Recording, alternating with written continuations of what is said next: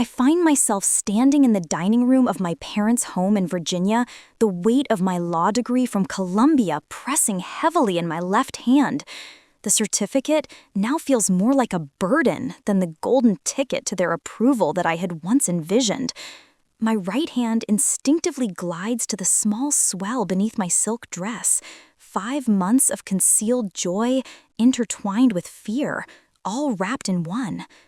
As I glance at my father, his face twists in disbelief, his gaze dropping to my midsection.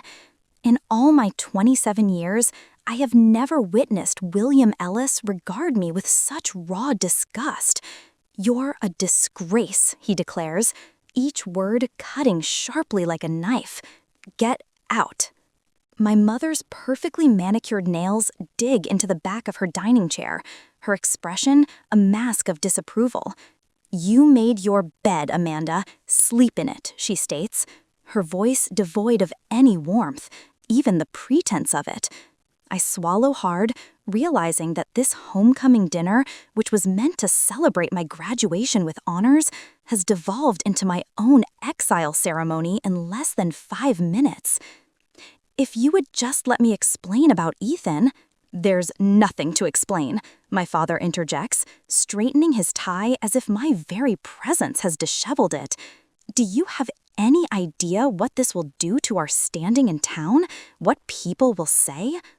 "2, we've given you everything," my mother adds, her voice quivering, not from emotion, but from carefully controlled outrage. "The best schools, opportunities most girls would kill for. And this is how you repay us?" I attempt once more. "Ethan and I are engaged. The baby, Pastor Thompson just asked me to lead the Family Values Committee." Father interjects, color rising in his neck. "Can you imagine if he knew my own daughter was—" He can't even finish the thought.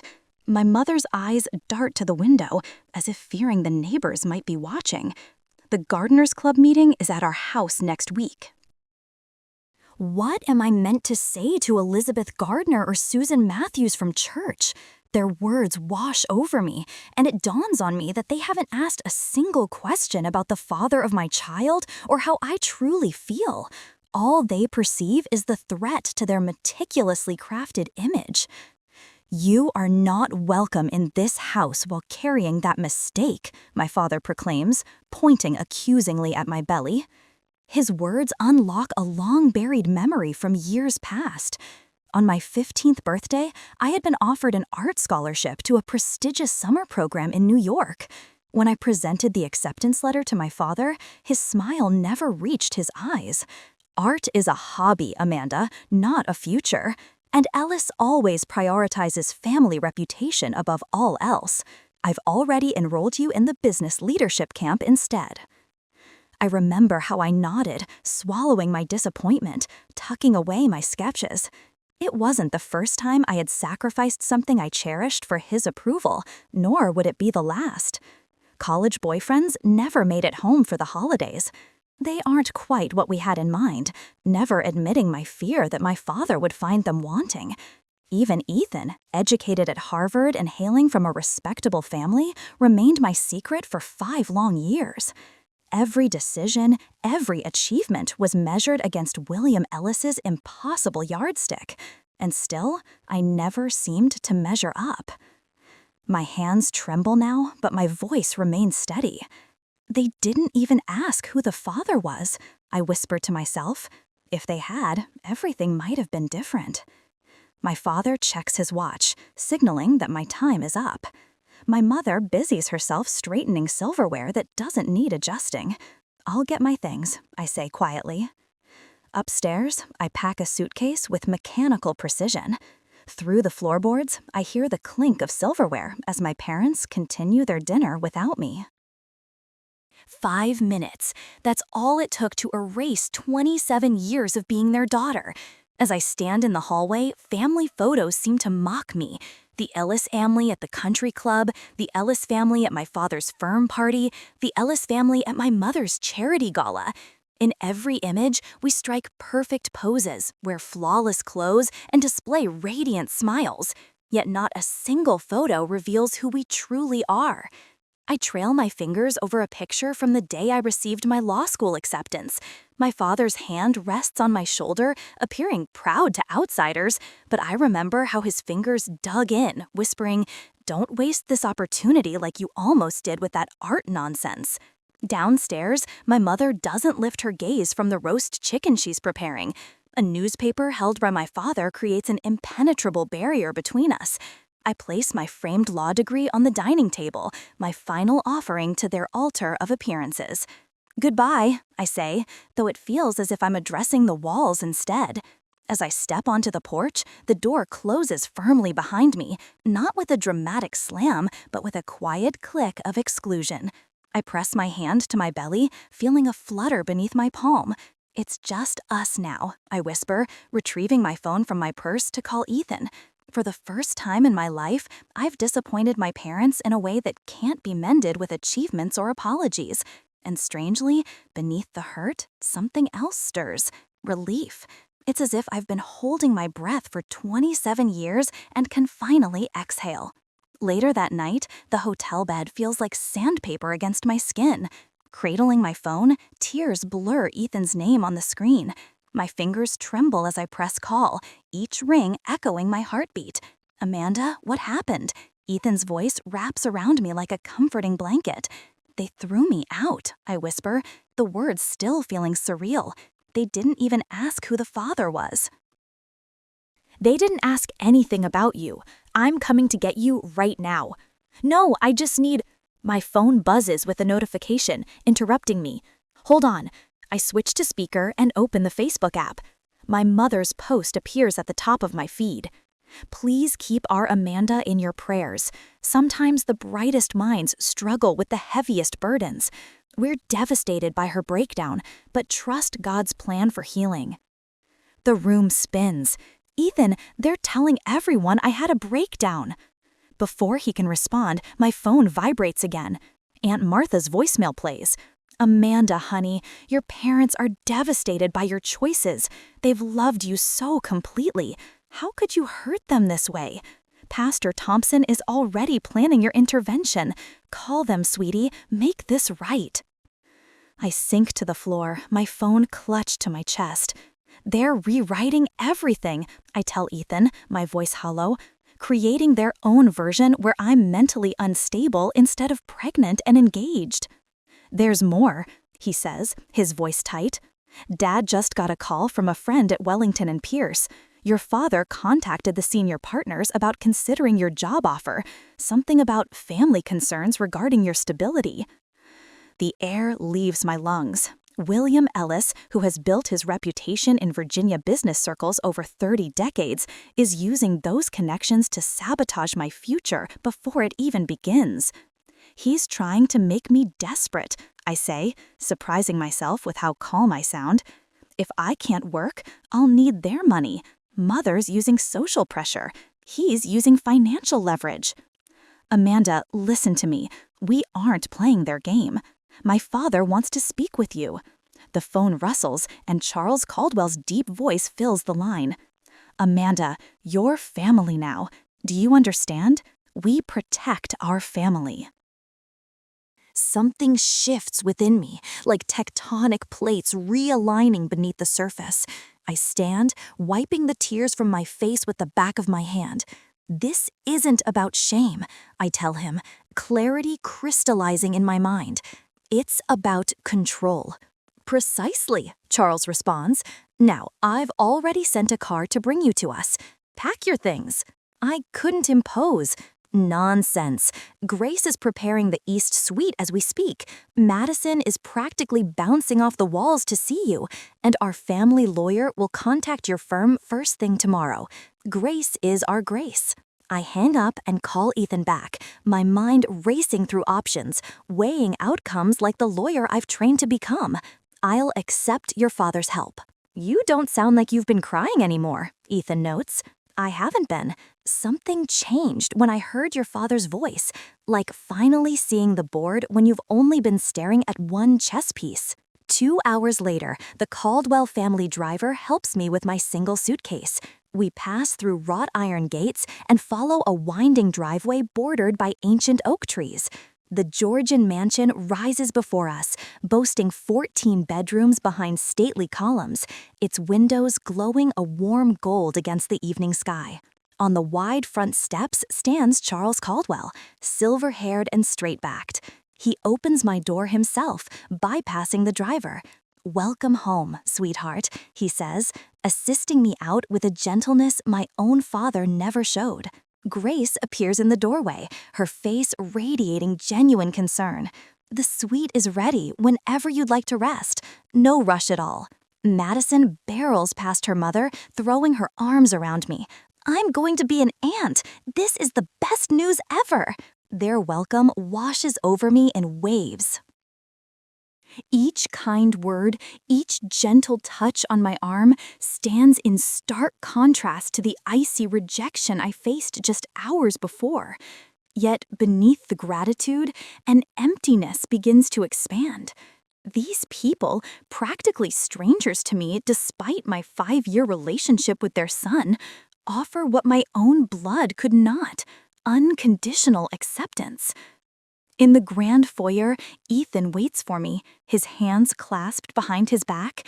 As I approach, he drops to one knee, revealing an emerald ring glinting in an antique gold setting. "My grandmother's," he explains softly. "Dad had it sized for you last month when I told him our plans." The ring slides perfectly onto my finger. Another piece of evidence that the Caldwells are prepared to welcome me, while my own parents are ready to cast me out. Later, in the guest suite, larger than my childhood bedroom, I stand at the window, gazing out at the manicured gardens silvered by the moonlight. The hollow victory tastes bittersweet, finding a sense of home among strangers instead of those who raised me. My phone buzzes with another of my mother's social media proclamations. "William and I thank you for the outpouring of support during this difficult time. Family is everything. We pray Amanda returns to us soon." I turn off my phone, placing one hand on my belly and the other on the emerald ring. "We have a family," I whisper to my child, just not the one I expected. I wake to sunlight streaming through unfamiliar curtains, momentarily disoriented, until my hand finds the small swell of my belly. 3 days at the Caldwell's estate, and I still expect to open my eyes to my childhood bedroom. Instead, I'm surrounded by the soft blues and creams of the guest suite Grace prepared with such care. My phone buzzes on the nightstand, another text from my mother. "We're praying for your return to reason." The pastor mentioned wayward children in his sermon yesterday. Everyone's concerned. I set the phone down without responding. Downstairs, the inviting scent of coffee and cinnamon pulls me from bed. In the kitchen, Grace Caldwell stands at the massive island, her silver hair illuminated by the morning light. "There she is," Grace says, sliding a plate of cinnamon toast toward me. Before I can answer, my phone lights up with a call from my father, the 4th one this morning. I silence it, but not before Grace notices. "They found out where you are," I explain, the toast suddenly drying in my mouth. Grace covers my hand with hers. "Let them know this isn't a secret to be ashamed of." Her eyes, so reminiscent of Ethan's, crinkle at the corners. "You're carrying our grandchild, too." Something in her matter-of-fact acceptance breaks through my carefully constructed walls. "They're telling everyone I had a breakdown," I confess. "Mother called the garden club yesterday, making a scene about losing her daughter, and someone's been calling the firm, anonymous concerns about my character issues." Grace's expression hardens. William always did prefer manipulation to honest conversation. "How do you know my father?" "Charles and William have crossed paths for years. Our companies have occasional dealings." She refills my tea. "Your father threatened one of our project managers yesterday, said his job would be in jeopardy if he didn't share your new address." The familiar knot forms in my stomach, but something else rises alongside it. Anger, sharp and clarifying. I need to document everything, I say, my lawyer brain engaging despite my personal turmoil. Grace's approval warms me more than the tea. Later that morning, I sat cross-legged on the window seat, meticulously creating a detailed timeline on my laptop. Each manipulative text message, every missed call, and each report from Charles about my father's interference were all cataloged with precise dates, times, and potential witnesses. 5 years of law school finally found purpose beyond merely making William Ellis proud. Charles finds me there, still focused on my work, when he returns early from the office. "Amanda," he says, knocking softly on the doorframe, "we have company." The hollow feeling in my stomach tells me who it is before he says another word. In the grand foyer, my parents stand like foreign dignitaries on hostile soil. My mother's cream suit is immaculate, not a wrinkle in sight. My father's posture is as rigid as ever, exuding boredom. Their eyes sweep over the soaring ceiling, the hand-carved staircase, and the generations of Caldwell portraits with undisguised calculation. "Amanda," my mother steps forward, arms outstretched as if for an embrace she knows I won't reciprocate. My father doesn't bother with pretense. "What exactly do you think you're doing here?" His voice carries the same authoritative tone that once sent me scrambling for his approval. William Charles Caldwell's voice lacks my father's sharp edge, but it carries a quiet authority that makes everyone turn. "Elizabeth, I wasn't aware we'd scheduled a meeting today." My father's jaw tightens. "This is a family matter, Charles." "Indeed, it is," Charles replies, moving to stand beside me. Grace appears at my other side, her shoulder brushing against mine, which is precisely why we're involved. "You've turned our daughter against us," my mother accuses, her voice pitched perfectly to convey maternal concern. I find my voice steady and clear. "You rejected me. They welcomed me." My father's eyes narrow. "This rebellious phase has gone on long enough. You're coming home where we can discuss this situation privately." "There's nothing to discuss." "You made your position clear when you threw me out," I say firmly. "We were shocked," my mother counters, her eyes darting to Charles and Grace as if they're the real audience. "You can't expect parents to absorb such news without reaction." "Grace, you didn't even ask who the father was," I point out, frustration rising. "I'm 5 months pregnant, and you never once inquired about the baby's father?" A flicker of uncertainty crosses my mother's face, but my father plows ahead. "And now we find you've entangled yourself with the Caldwells. How convenient." Charles steps forward, his tone resolute. "Amanda is under our protection now, William. As our future daughter-in-law and the mother of our grandchild, she has our full support." For the first time, my father's confidence wavers. "Future daughter-in-law?" "Yes," Ethan says, appearing in the doorway. He crosses to me, his hand finding mine. "We're getting married. Something I would have told you had you given Amanda the chance to explain." My mother's perfect facade cracks slightly. "Ethan Caldwell, but you never mentioned." "Would it have mattered?" I ask, my voice steady. "Would knowing the father is a Caldwell have changed your reaction?" The telling silence that follows answers my question more clearly than words ever could. My father recovers quickly, shifting tactics. "Charles, we should discuss this reasonably. Our companies have mutual interests that could be affected by this situation." Charles's smile never reaches his eyes. "Your employment relationships with Caldwell Energy remain secure, William. Your interference in my family, however, is not welcome." I watch my father's confident mask slip further, revealing the calculation beneath.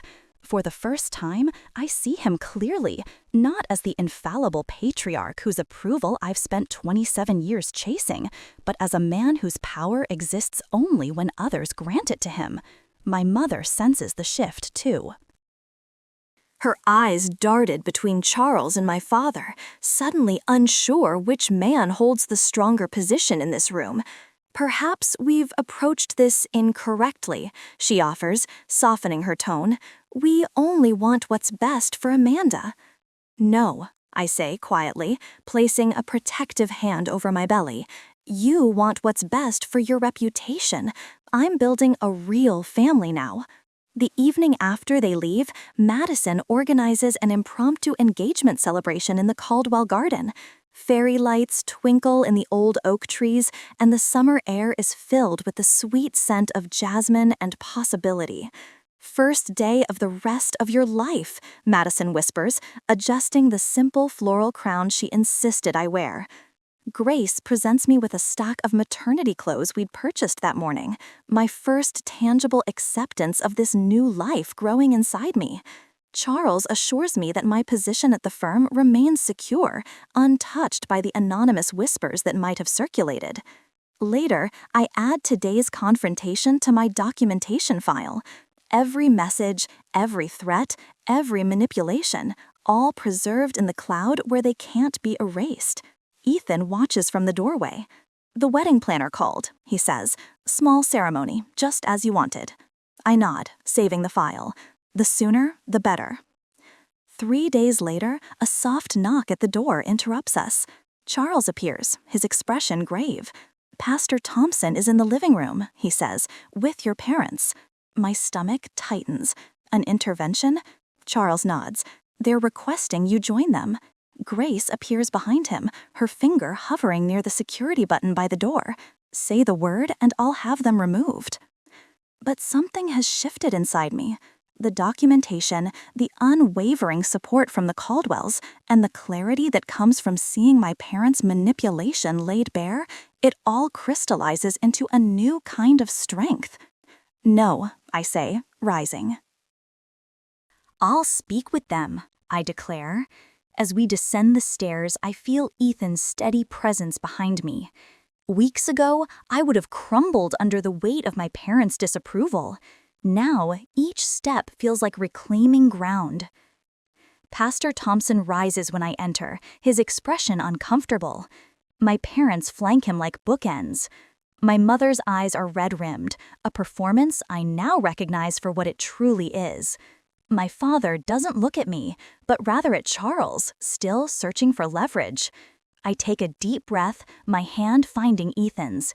It's time they heard my truth, I whisper, stepping forward to face the past so I can claim my future.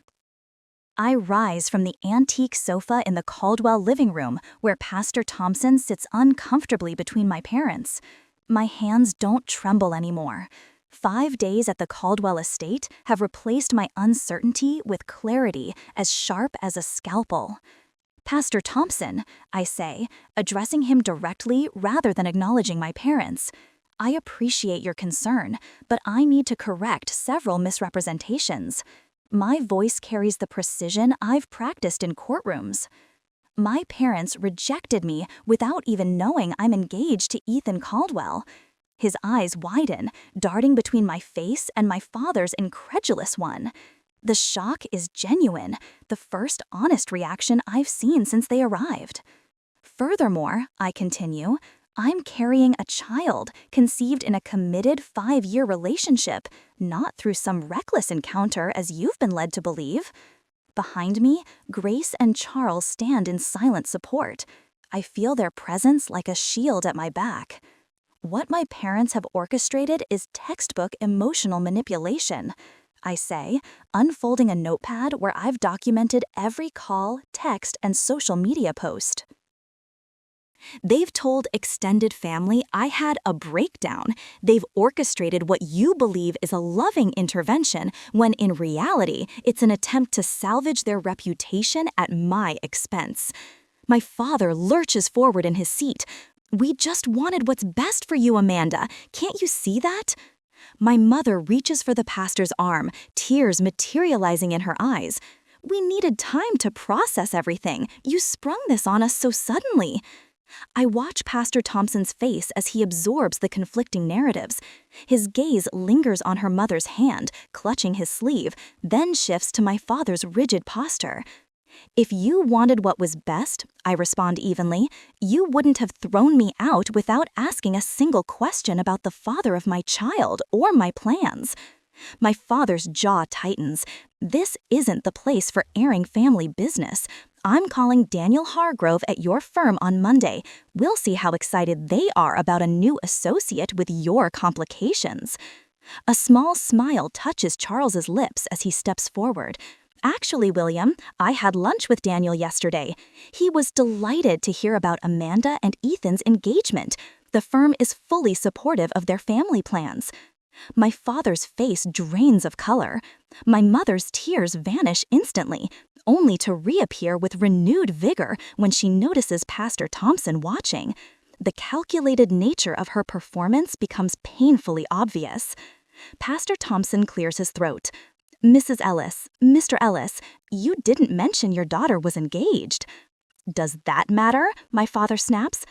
"Actually, it matters a great deal," the pastor replies, straightening in his seat. "You presented this as a case of a young woman making reckless choices who needed the church's guidance back to the right path." He turns to me. "Miss Ellis, Amanda, I sincerely apologize. The church should offer support during important life transitions, not judgment." My mother's fingers twist nervously in her lap. "Pastor, surely you understand our position as pillars of the community." "What I understand," he replies gently, "is that I've been asked to participate in something quite different from what I was told." Charles steps forward, his demeanor relaxed and welcoming despite the tension in the room. "Pastor Thompson, may I offer you some coffee? You've had quite a drive from town." "That would be lovely, thank you," the pastor replies, visibly relieved at the gesture of normalcy. Grace retrieves a small envelope from the side table while Charles prepares the coffee. "Perhaps you'd like to see our grandchild," she suggests, handing him the ultrasound photos, healthy and perfect in every way. Pastor Thompson's weathered face softens as he examines the images. "Beautiful, truly a blessin'." Ethan moves to stand beside me, his arms slipping naturally around my waist. "Amanda and I have been together for 5 years, Pastor. We met during our first week at Harvard and have been inseparable since. The timing of the baby surprised us, but our plans to build a life together have been in motion for years." Madison, Ethan's sister, brings over a small folder. "We've just finished the engagement announcement for the town paper. Perhaps you'd like to see it?" Throughout this coordinated response, I maintain my composure, not with the rigid control I learned in my parents' house, but with the quiet dignity that comes from being surrounded by genuine support. My mother's eyes linger on the ultrasound photo, still in Pastor Thompson's hands. Something flickers across her face, not the manufactured emotion she's displayed since arriving, but something raw and genuine. For a brief moment, I glimpse the grandmother she might have been if appearances hadn't mattered more than love. Father notices nothing. His focus remains fixed on Charles, calculating power dynamics and realizing he is outmatched. "William," my mother whispers, touching his arm. His head jerks toward her, betrayal flashing in his eyes. There's nothing to listen to. We're leaving. But my mother doesn't move. Her gaze returns to the ultrasound photo. "Is it a boy or a girl?" she asks softly. Father stands abruptly. "Elizabeth?" She flinches, but remains seated. "Just a moment, William." It's the first time I've ever seen her contradict him, however mildly, the first crack in their united front. Father looks down at her with cold disbelief, then turns and walks out alone. The front door closes with a decisive click. My mother sits motionless, caught between the husband she's always followed and the grandchild she clearly wants to know. Pastor Thompson hands the ultrasound photo back to Grace with a nod of thanks. "Perhaps," he says gently, This is a time for building bridges rather than walls. I watch my mother's face as she realizes the narrative she and father crafted has crumbled. Their version of events no longer controls the story. The community they so desperately wanted to impress will soon know the truth, not through angry accusations, but through a simple engagement announcement and the quiet dignity with which the Caldwells have handled this ambush. The baby is a girl, I tell her, my voice neither warm nor cold, simply factual, an offering she can accept or reject. For the first time in my life, I see her without knowing exactly what she'll do next. And for the first time, it's not my problem to fix. I stare at the formal letter in my hands, the name William Ellis's law firm emblazoned across the top. The demand for a family meeting before my wedding makes my stomach clench. 5 weeks ago, I stood in their dining room as they cast me out. Now, they want to negotiate terms. Your father's lawyer called again, Charles Caldwell says, sitting across from me at his mahogany desk. His voice is calm, but his eyes are sharp with concern. They're threatening a grandparent rights lawsuit. I trace the embossed letterhead with my fingertip. My mother has been calling every relative we have. Aunt Martha phoned me in tears yesterday, pleading with me to make peace with my parents before the baby comes. And now half the family is texting you, Ethan adds from his position by the window, sunlight catching the anger in his eyes. Grace enters with a tray of tea, setting it down with quiet efficiency. Her presence is reassuring, so different from Elizabeth's calculating displays of motherhood. They've requested mediation, Charles says, his mouth tightening around the word. Before the wedding, I take the cup Grace offers, inhaling the calming scent of chamomile. 2 days until I marry Ethan in the Caldwell Barden. 2 days until I officially join this family that chose me when my own did not. They're desperate, Grace says, her hand warm on my shoulder. They've lost control of the narrative since Pastor Thompson saw them for what they are. I think of the letters threatening to contest the ceremony, the thinly veiled accusations that the Caldwells had stolen me from my rightful family. William's lawyer even contacted my new colleagues, suggesting I might be emotionally unstable during my pregnancy. A small part of me whispers that making peace would be easier for the baby's sake, for simplicity. The ghost of the daughter I once was still craves their approval. But as I look around at the Caldwells, Charles's protective steadiness, Grace's unconditional warmth, and Ethan's unwavering support, clarity washes over me like a wave. Boundaries aren't punishment, I say slowly, setting down my cup. They're protection. Charles nods, a small smile playing at his lips. What if we invite them here? On our terms. A dinner. We'll host. The home advantage will be ours. I straighten, my legal mind already mapping the strategy. I'll prepare statements they can't refute, facts, not emotions. And we'll still hold the wedding 2 days later, Ethan adds, moving to stand behind my chair, regardless of what happens. My hand finds his, drawing strength from his touch. Let's do it. That evening, Grace sends a formal dinner invitation to my parents. The response comes within an hour. They'll attend. Their eagerness only confirms their desperation. When they arrive the next evening, I watch from the library window as Charles greets them at the door. My father's Bentley looks small in the circular driveway of the Caldwell estate. Mother wears her church luncheon outfit, cream silk with pearl buttons, while father's suit is pressed to military precision. They look powerful until they step inside. The 14-foot ceilings and old money elegance of the Caldwell home dwarfs their carefully constructed status symbols. Their expressions flash with poorly concealed discomfort. Charles leads them to the dining room with impeccable professionalism, making small talk about the unseasonably warm weather. Grace welcomes them with a warmth that neutralizes their initial tension. Though I catch the calculation behind my mother's returning smile, I enter last, Ethan at my side. The baby bump is now more pronounced, impossible to ignore beneath my navy dress. Father's eyes slide away from it, while mother lingers a moment too long. William, Elizabeth, I greet them with careful neutrality. Thank you for coming. We take our seats at the table, Grace's finest china gleaming under the chandelier light. The first course arrives, carried by staff who've served the Caldwells for decades. The contrast to our family dinners is stark, Mother insisting on serving herself to showcase her domestic skills. As the soup bowls are cleared, I place my napkin beside my plate and meet my father's eyes directly. I've prepared a statement about our family values. I begin, my voice steady. But first, I have a question. Father shifts in his seat, already uncomfortable with my control of the conversation. When exactly did you decide to reject me from our home? I ask. Before or after you found out who the father was? The color drains from Father's face, his stunned silence revealing everything. I don't know what you mean, Mother stammers, but the excuse falls flat. When Amanda told you she was engaged to Ethan Caldwell, you never bothered to ask.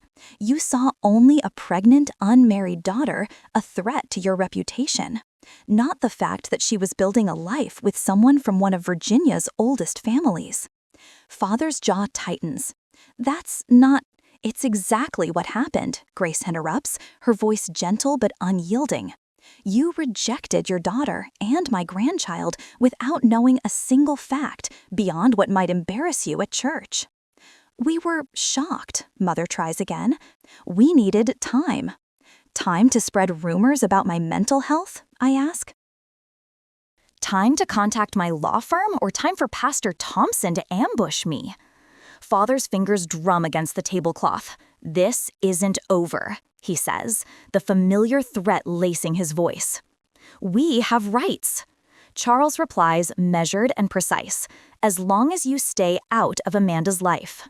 Mother's eyes fill with tears I've learned not to trust. We have grandparent rights, she whispers. The courts, I interrupt, my legal education now a weapon, require established relationship patterns to grant visitation. Your rejection and subsequent actions are documented. Every call, every text, every manipulation. I lean forward, emphasizing my point. I may be your daughter, but I'm also a Columbia-educated attorney. Don't threaten me with a law you don't understand.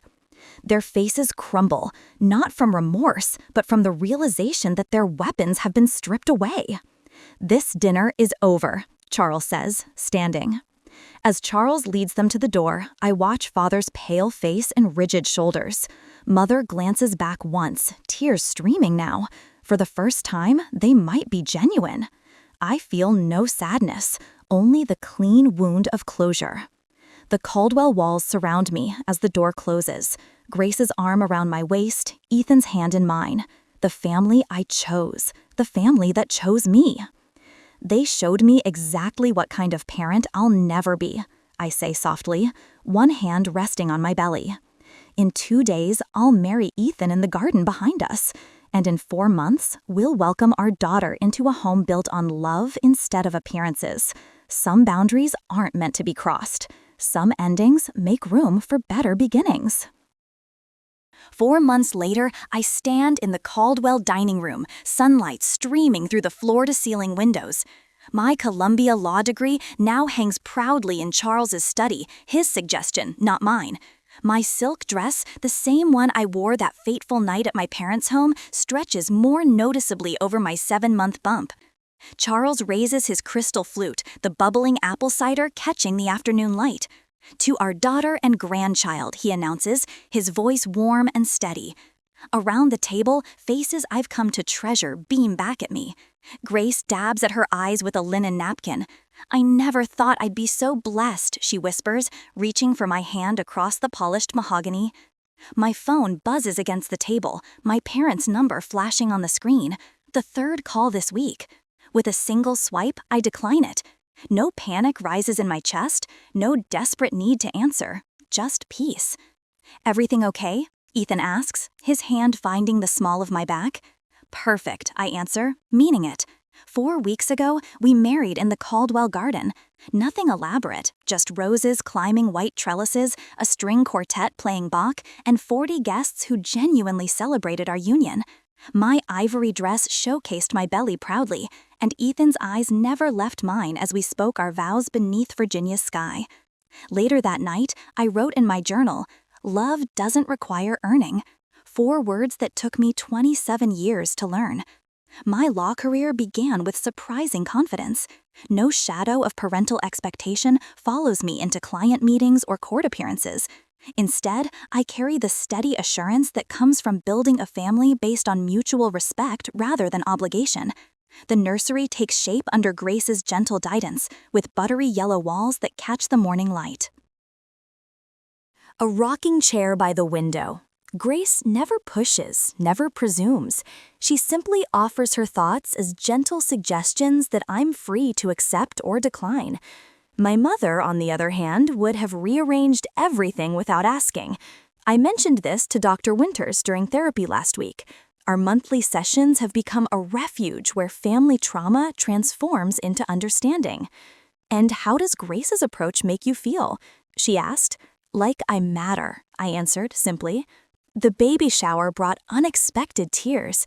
Seeing Malene from the firm, my college roommate Sarah, and Ethan's sister Madison all gathering around me, chosen family replacing toxic connections.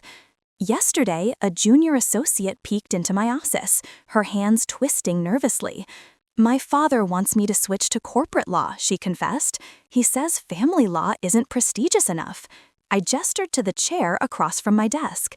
"Family is who stands beside you when it's hardest," I told her, sharing my story not as a victim, but as a survivor. Her eyes widened with recognition. Now, standing on the Caldwell estate porch at sunset, I watch Ethan cradle our sleeping daughter. Born 3 days ago, Lily Grace Caldwell entered the world with a powerful cry and 10 perfect fingers that instantly wrapped around my heart. "There's a letter," Ethan says quietly, nodding toward the side table. My mother's handwriting crosses the cream envelope.